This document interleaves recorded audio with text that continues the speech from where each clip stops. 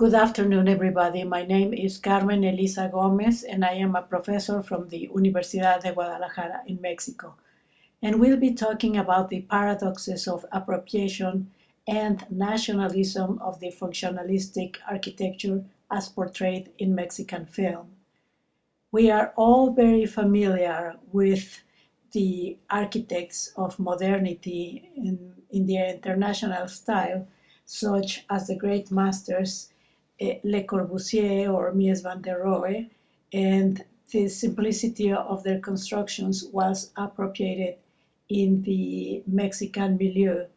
There were different architects at the beginning of the 20th century that, as Mario Pani, picked the international style and also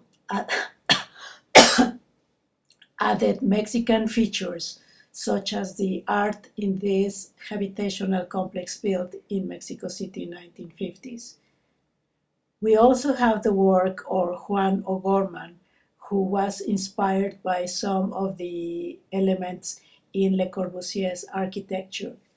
We can see, for example, that in the studio he built for himself, he maintained the cubic volumes, but he added wild red, which was not present in the European international style palette. O'Gorman also did another style of appropriation by adding this fence that we see here with cacti, and these foldable windows helped him in his work as a painter. He also was a notable architect in Mexico, and he was commissioned to build the Central Library in the National University. Then again, there are the rectangular volumes, but he added a feature that is not present in Europe, the decor with this 4,000 square meter mosaic. The mosaic relates to Western culture and also pre-Columbian and 20th century Mexican history.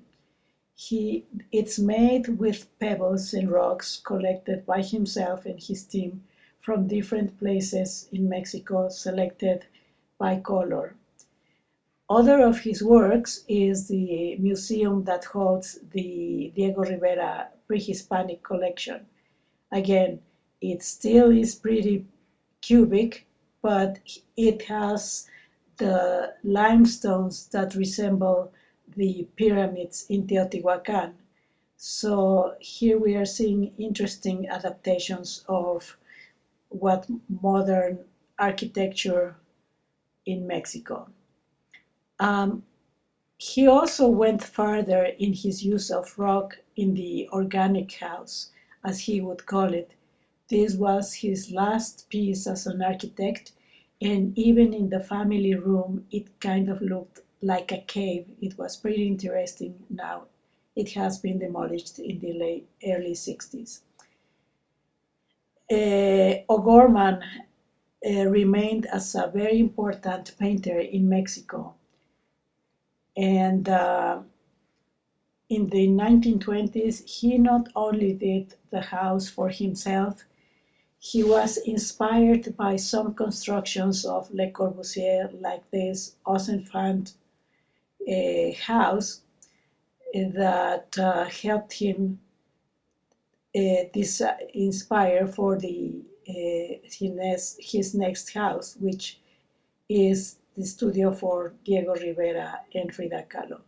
Please look at the rooftop of the Osenfant house, because a few decades later it was transformed into a completely flat roof. In 1931, Juan O'Gorman made this drawing about how the studio of the painters would be. They wanted something modern, but at the same time that would have a Mexican air, Mexican features. In the rooftop, we see that O'Gorman kept the factory-like roof in the red house, and these two houses were jointed by a bridge. This bridge would allow them to be living together but separate because they had, Frida and Diego, a very tumultuous marriage. They got married 2 times and divorced once. O'Gorman was a close friend of the couple since their teenage years because Frida Kahlo was his classmate in high school. The first time Frida Kahlo becomes a feature film character happens in 1984 in this Mexican film directed by Paul Leduc, who is one of the most accomplished Mexican directors. He decided to make the film about Frida because he was granted access to the houses where she inhabited. The one that belonged to his family in the neighborhood of Coyoacan, which is currently her museum, and also the one designed by O'Gorman in the neighborhood of San Angel.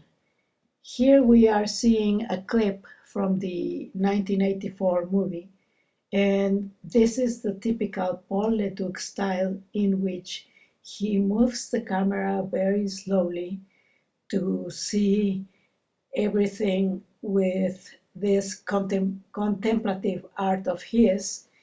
And this is inside Diego Rivera's studio, and he is supposed to be making a portrait with the model Cristina Kahlo, who happened to be Frida's sister.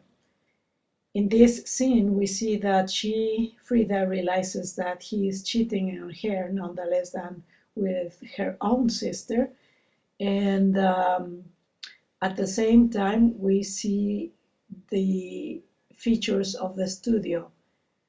The handrail that was, for example, in these stairs was basic pipe and very typical of the movement. There are also these figures leaning to the window, which were part of Diego Rivera's collection of popular art. They are made of cardboard, they are called Judases, and they are intended to be fireworks. But in the upcoming pictures of the movie, the next movie we'll be talking, we'll be seeing other parts of the studio with different collections, with different items of the collection of Diego Rivera. As we see, the Frida Kahlo gets very upset of being cheated on, and she throws to the model this necklace that Diego Rivera probably gave her because he would often give her these sorts of gifts. The actress that played Frida Kahlo in this movie, Ofelia Medina, was very well known for her depiction of the surrealist artist. Up to this day, she remains an icon of the Mexican cinema from the last 40 years. She is an extraordinary actress. This part also was shot in Frida Kahlo's studio, but we cannot see a whole lot because it was shot in the dark. So the next film we'll be talking about is Frida, produced by Salma Hayek in the United States with the company Miramax.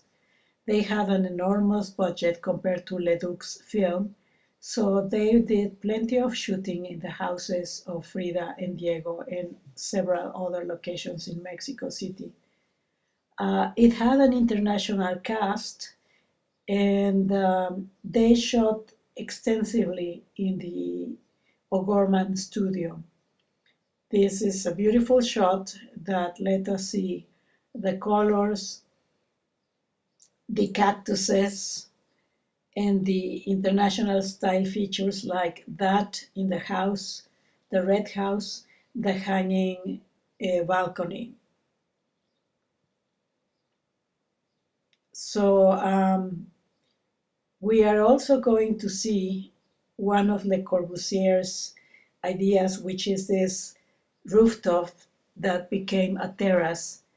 Actually, O'Gorman put it together very well, inserting again Mexican motifs as the red brick and the cobalt blue of the house, which is found in vernacular architecture in many villages in the country.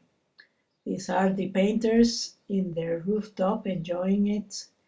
And again, that Frida Kahlo movie produced by Hayek shows different items in the studio, such as traditional chairs made of organic materials, popular crafts like toys, and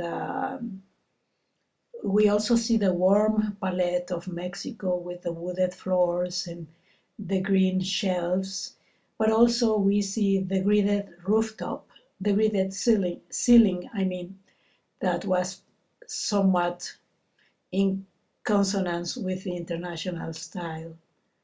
There to the right, there is a skeleton made of papier mache that Diego probably collected himself.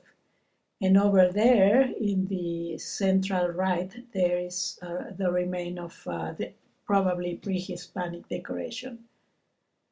The film also shows the exterior of the house as Diego Rivera is begging for pardon from Frida when she cheated. We see the classical hanging stairs typical of the Bauhaus movement. The other architect we are talking about is Mario Pani. He was very important and he was commissioned also for the construction of the National University campus. He respected the forms of the international style, but added this mural by a noted mural painter, David Alfaro Siqueiros. And whenever he could, Mario Pani would do the same thing, appropriate of the international style, but give it a Mexican touch as the color of this enormous habitational complex, the first large one in Mexico. It holds 2,000 apartments built in 1950. This habitational complex, Miguel Alemán, was portrayed in different films as well as other Mario Pani habitational complex like the one in Tlatelolco that we'll discuss in the paper. But here's this example of the Miguel Alemán in the film by Emilio Fernandez, La Bien Amada.